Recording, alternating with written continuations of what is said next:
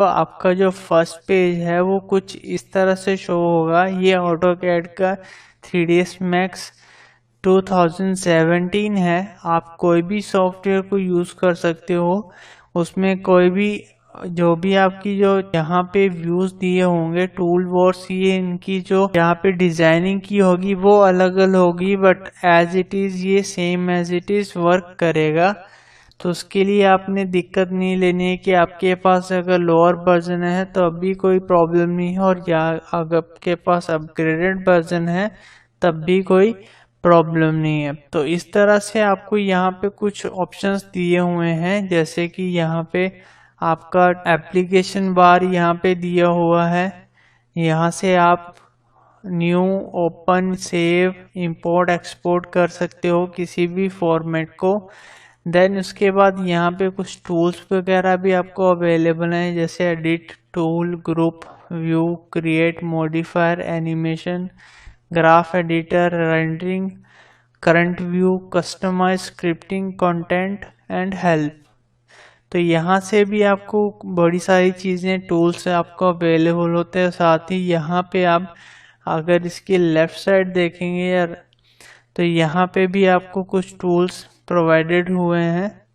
Then यहाँ पे भी आपको राइट साइड भी इसके कुछ टूल्स यहाँ पे प्रोवाइडेड दिए गए हैं। तो इन सभी का हम यूज़ करेंगे आगे चल के कि कैसे कैसे इनका यूज़ हम करते हैं 3ds Max के अंदर।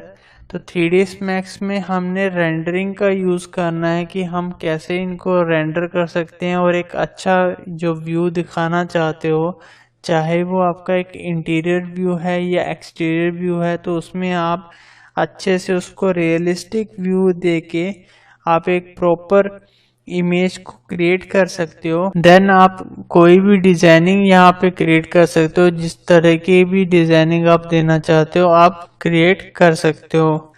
तो आप वो रेंडरिंग के थ्रू रैबिट में भी कर सकते हो, लेकिन जो रैबिट और मैक्स में जो फर्क है वो ये है कि जो रैबिट सॉफ्टवेयर है वो एक बीम सॉफ्टवेयर है, जिसको हम बिल्डिंग इंफॉर्मेशन मटेरियल के नाम से जानते हैं।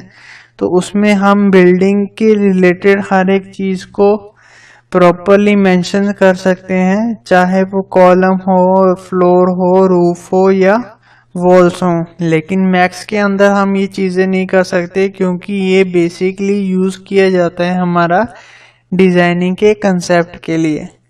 उसी तरह से ऑटोकैड जो एक ऐसी चीज़ है जो कि डिज़ाइनिंग, अगर आप डिज़ाइनिंग के पोर्शन में जाना चाहते हो तो आपको ऑटोकैड सॉफ्टवेयर आना सबसे ज़रूरी है, क्योंकि वो एक बेसिक सॉफ्टवेयर है। किसी भी चीज़ को सीखने के लिए आप इंजीनियरिंग लाइन में अगर जाते हो तो आपको ऑटोकैड सॉफ्टवेयर आना बहुत ज़रूरी है।